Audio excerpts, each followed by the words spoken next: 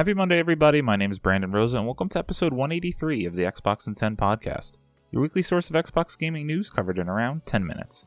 Every Monday, this podcast covers new game releases, the previous week's gaming news, and we all earn an Xbox-related fun fact together.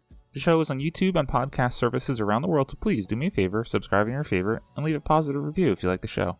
Xboxin10.com, no numbers, is your quick source for links to all of our podcast destinations and social media profiles, which you can follow at Xboxin10. To start, let's talk game releases. The big game out last week was Evil West, and the games coming out this week include Speed Gunner Ultra, The Night Witch, Soccer Story, Gundam Evolution, Astronaut, Megalon 11, Until the Last Plane, Sword of the Vagrant, Warp Drive, New Joe and Mac, Caveman Ninja, The Callisto Protocol, and Marvel's Midnight Suns. Now to last week's biggest news stories, and we have 7 to cover this week. Number 1. Xbox expects the next generation of consoles in 2028, quote, at the very earliest, end quote. Sean Carey at True Achievements writes, the UK's Competition and Markets Authority, CMA, recently published both Microsoft and Sony's responses to the CMA's issue statement surrounding Microsoft's proposed $69 billion acquisition of Activision Blizzard. In Microsoft's filing, it has been revealed that the console maker believes the next generation of consoles will arrive in 2028, quote, at the very earliest, end quote. The CMA is concerned that if the acquisition was to go through, Microsoft could gain an unfair advantage over Sony if Microsoft was to make Call of Duty an exclusive to the Xbox platform, and that the impact, quote, on Sony may be particularly strong at the launch of the next generation of consoles when both new and existing users decide which console to buy, end quote. In response, Microsoft said, quote, the parties do not dispute that some portion of gamers are likely to reassess their console ownership at the start of a new generation, but they also note that this is an event that only occurs approximately every 8 years. Indeed, the next new generation of consoles are not expected to be released before the fall of 2028 at the very earliest, end quote.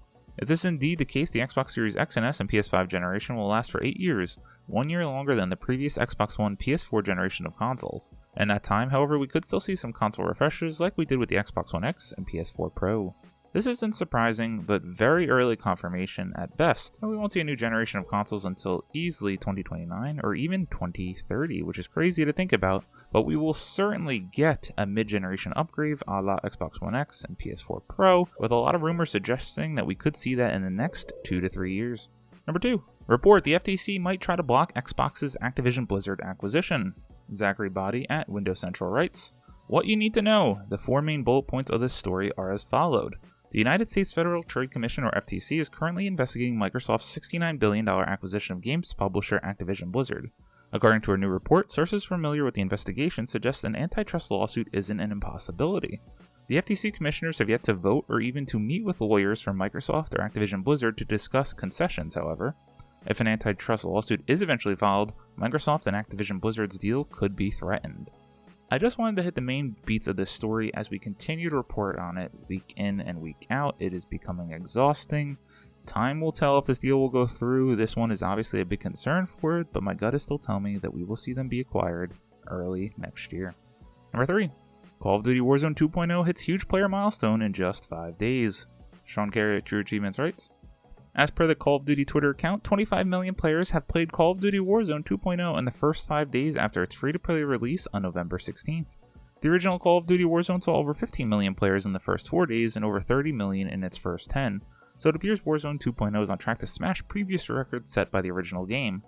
However, it should be noted that the original Warzone, renamed Warzone Caldera, has been taken offline until November 28th, so players currently only have the sequel available to them. Since Warzone 2.0's launch, we've seen a huge jump in number of players for Call of Duty Modern Warfare 2, which the Battle Royale is attached to, in our Xbox gameplay chart data. Call of Duty Modern Warfare 2 occupies first place in our chart, and with the launch of Warzone 2.0, Modern Warfare 2 now has almost triple the player count of Fortnite in second, suggesting that it may remain at the top for some time. We had to highlight this. Warzone 2.0 is awesome. Actually really enjoying my time with it. It's a breath of fresh air from the first game. It's different enough, but I still like everything in it. And this game is not going anywhere. Call of Duty year in and year out refuses to let up. Number 4. Rainbow Six Siege crossplay and cross-progression finally coming to console in December.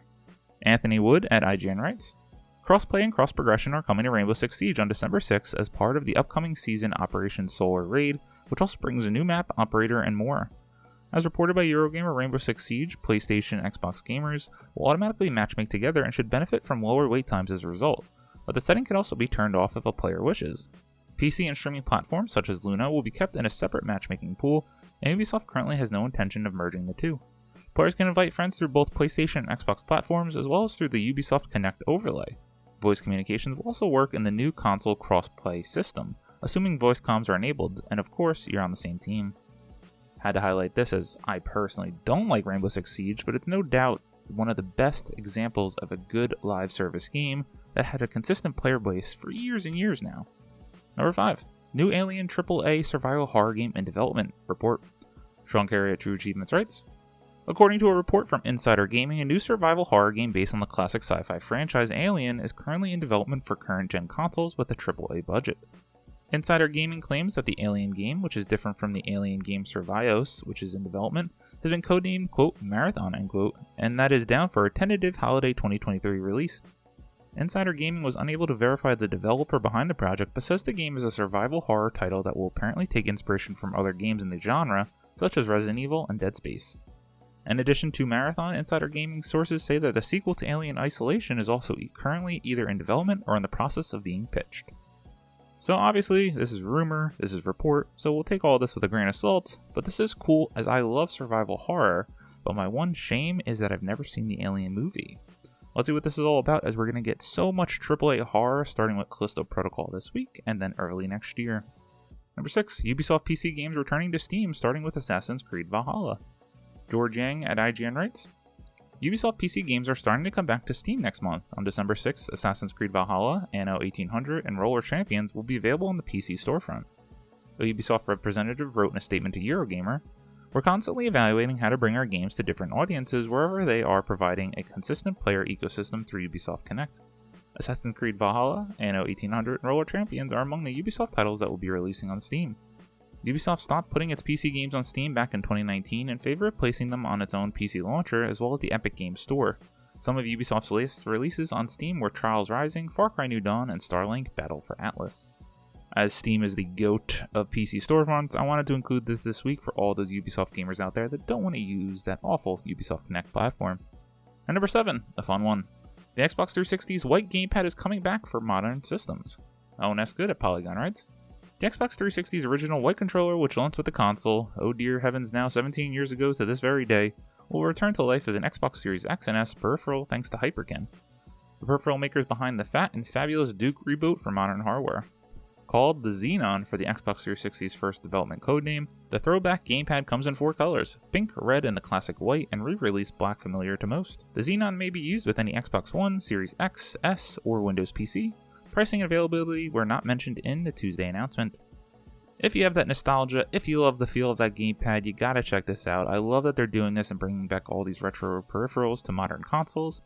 However, I can't buy any of them because I just cannot use anything other than my Series 2 Elite controller. Spoiled with those back paddles, there's just no going back. As always, we end our show with a fun fact about Xbox, and this one is a little tidbit about Fable. Credit to Ryan Leston at IGN. Fable co-creator says he ripped off Devil May Cry to create the Xbox's RPG's world.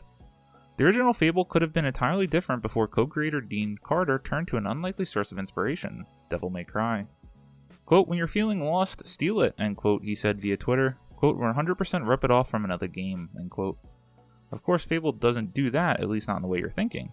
The themes, ideas, and story of the 2004 RPG are entirely different from Devil May Cry, but the game's creator revealed that it almost spiraled out of control until he turned to DMC for an idea about the game's scope.